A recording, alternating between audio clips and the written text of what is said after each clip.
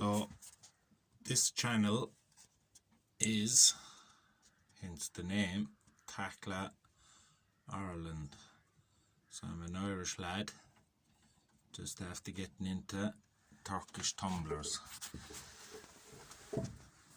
How I got into these was, I was a roller man and got hammered by the falcon, and I was a tippler man that didn't get hammered by the falcon but couldn't really compete ever either where I was. So I got a little disheartened and sickened, took down my big loft, stopped driving myself crazy with tipplers, and was looking to go back into Irish tumblers and start showing them. But deep down, I'm an out and out flying man. Pigeons for me, they have to be in the air or doing something. I've raced pigeons, I've flown rollers in the club and competition, been a member of the NTU with tipplers, and this is where we are from my flying area. I noticed with all my misery with the falcon that it was a numbers game, that kind of 1 or 2 or 3 pigeons seemed to be fine, but anything after that you drew in outside falcons is what I'd call them. These falcons can see up to 10 or 12 kilometers away, but I don't know how to do that test, but yeah, I believe it myself after living it. But I live close to the coast and close to quarries, so anytime I want to do anything in terms of flock flying, so seen an ad for these dudes, Turkish Taklas, Turkish for tumbler. Answered the ad, and there was an Irish tumbler lad that wanted to get more into Irish tumblers, and I bought a basket of these. I don't know, was there 18 or 19 of them or something there, but came home, went up and got them, and then came home without being sure about what I was getting into, and straight away off the bat I started liking them, because as you can see, they're like canned chickens rather than pigeons. They're super tame, super tame. They've lovely personalities, easy to live with. So the ones I got in the basket, I brought them home with still no humour. Then I started looking them up, and there was this website, turkishtumbler.com, and I said, perfect, everything I need to know about it. 2 weeks later, I found myself the whole day where I was going to look up turkishtumblers.com. No sign of the website ever since, and I believe it had a wealth of information on it. So what this channel basically is I bought a basket of these in 2018. I left them take their own hens, do what they want. I bred 50 young possibly, and this is what we're left with. We're left with, let's count them actually, 2, 4, 6, 8, 10 of 11. Have I? 2, 4, 6, 8, 10. Yeah. So this is the flying cocks. is what we're left with anything that's doing the business, average and above. But in that basket I got what I believe was half kind of showy Taklas and half Taklas that are more bred for flying and performance, but we seem to be down to the end of it. So, but they seem to be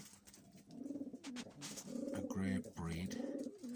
All the pigeons in here, so I got them in 2018. I put them together Valentine's Day, and all of the pigeons here, the oldest they're going to be is 11 months old, but there's pigeons here that are as young as 5 months old, 5.5. So these are all the ones that act like they want to fly and want to tumble so far. According to online, you could be waiting a year or 2 years for them to properly perform. Some strains up to 4. But anyway, that's not happening in this loft. I ain't hanging around for 4 years. Single flying pigeons that are doing nothing. So this is what it comes down to. It's like you can't buy good pigeons, you have to breed them. I'm after getting a couple of breeds within the breeds. See, this pigeon's like a Mardin. There's a couple of bigger looking ones that are Mardins. They're doing the business, but they kind of fly low. Just keep around the loft, tumbling over the loft, tumbling. Then we have this pigeon, which is a longer cast pigeon with 14 feathers in his tail. That's out of a kind of a longer cast pigeon that I only rang the man that I got him off of about 15 months ago. I got these pigeons off him, but I kept his number. And he said that the father of this pigeon came over from Italy. There's a lot of money spent on him, and the hen got out. So his father, and then he paid a load of money for a pair of blacks, which was his father. They're the ones in the other section in there we just came through. His father and another hen, but she rolled in the loft and she never produced an egg for me for some reason. After trying a couple of tactics with her, swapping her with the cocks. So there's 3 different types. Each area in Turkey had their own breed and they like their own particular characteristics, but if you watch them on camera they all look like they're doing the same thing. Some of them dive more, some of them stay around the loft and tumble more, and then others are high flyers with a lot of diving. So I'll talk more about the birds as it goes on, but that's the box of tricks. Lately I started getting cold feet, and far away grass is always greener. When I decided I'm gonna go full blow with these guys,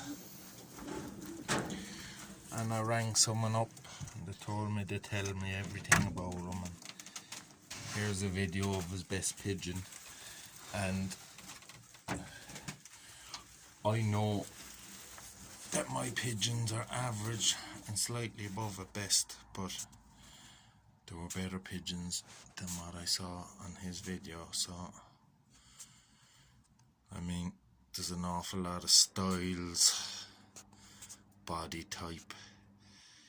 There's an awful lot going on with this little bunch of pigeons, even though I'm after breeding all of these.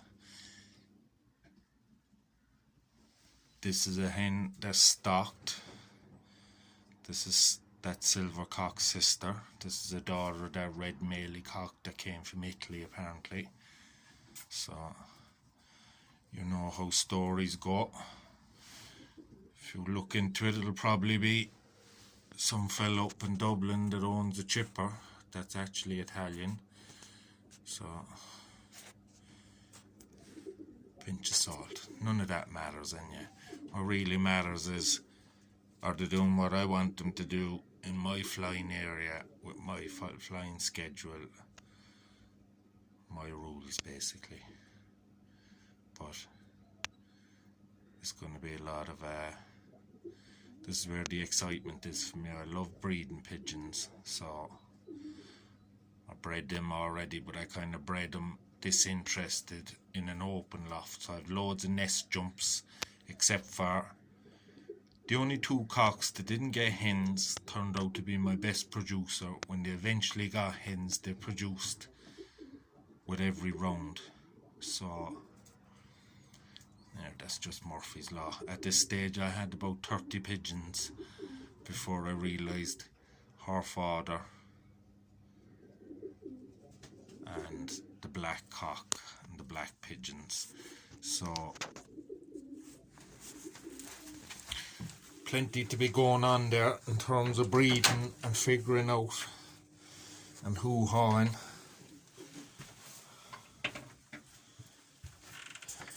This is, like I said, there's a tippler man. This video, or this Takla vlog that I'm about to do, has been inspired by Joey M. Tipplers. Joey, I don't know whether he knows it or not, has entertained me for a good few years now. I spoke to him about Tipplers 2 years ago when I was getting them and I was going to do the vlog, and he was all excited, and this is where we are.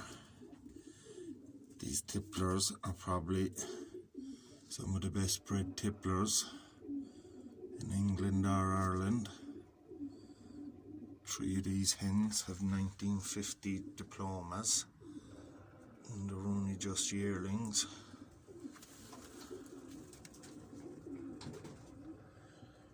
They came from Kevin McKenny flew them, and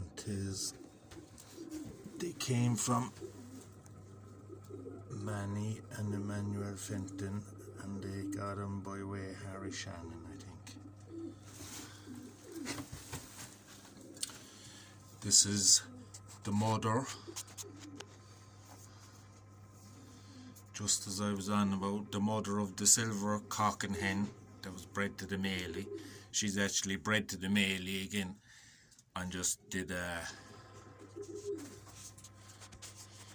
he was bred to her. He's reared in cuckoo birds, this fella, but he doesn't know. He's just the foster daddy, but he wasn't near her till she laid the eggs. So he had a screen up here in front of him, a wire screen. Every day the maley cock came in, done the business. She laid her first egg. I took the screen down. Now he's paired to her. He's going to rear around the birds that were my best birds last year, really. This is another one of these really well bred tipplers, bred to a really bad Takla Mardin. This fella has big feathers on his feet compared to the rest of them. Seems to be a big pigeon. He looks a bit like he's showy, but when he was broke to the loft he didn't want to fly, and surprise surprise, everything out of him wouldn't fly. There's my tipplers. It's just to kill me to get rid of them, but it's stupid that they're there now at the same time, because they're getting on. There's one of these hens. Where is she? There's one of these hens. She's really pushing on. I think she's 11 years old. This cock and this cock, they came out of Rob Crane's loft, the man that has the world record for flying cocks.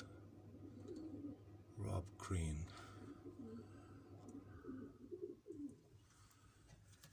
And this white cock came from there too.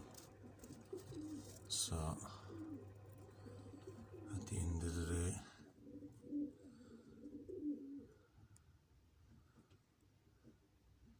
they're the business. I'm even sad talking about them, sat here. Because you can't even, these aren't easy to come by. Proper English tipplers. There you go. All the men that have been in the top 5 for the last 15 or 20 years. It's probably a bit much, but as long as I've been into tipplers, and yet these men, if they don't have the record, they're in the top 5 every week. But she's even gone down in eggs, and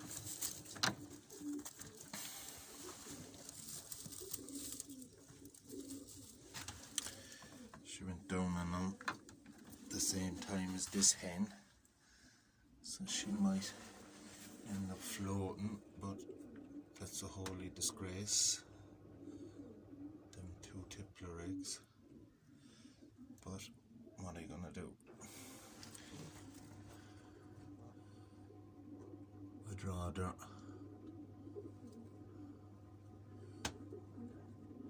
give them to someone that's going to use them properly, but everyone will tell you they're going to use them properly, and I didn't even get to use them properly myself. I don't think people realise what you'll be setting yourself up for if you have the wrong area.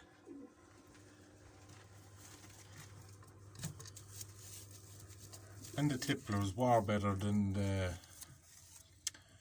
rollers to fly here, because you're only leaving them out every few days. But the problem with them is 6 or 7 hours, and it's too long. Out in the country there's hawks and everything searching for food, and they're just there in the same pattern for 6 or 7 hours.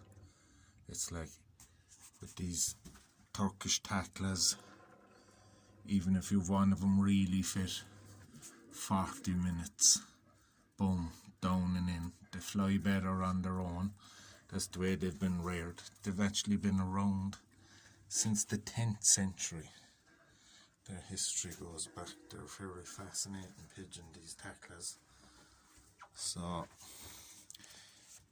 that's just an introduction, I suppose, to why this channel, why this breed. But why this breed is, I suppose I better show you some Taklas. That's enough crying about my tipplers. So, why this channel? I absolutely watch hours upon hours of Taklas, but they're flown in Turkey. Surprisingly enough, the people speak Turkish there. I can't understand a word of it. I could just see how they're doing it and get little bits and pieces. I know there's loads of things I can improve on, but as I'm learning, I want other people to learn. It seems to be a breed since they took down that TurkishTumbler.com. I think that was the lifeline of the breed. So, and you never know, there might be some Turkish person that can speak English. We'll see this channel help me. Help me to help my birds to help you. And we'll have a bit of crack on the way along. It'll be all educational, motivational, just like Joey M's channel. Don't want to sound like Joey's fanboy, but like I said, he's entertained me well enough. So that's it for now. That's my introduction and my plan.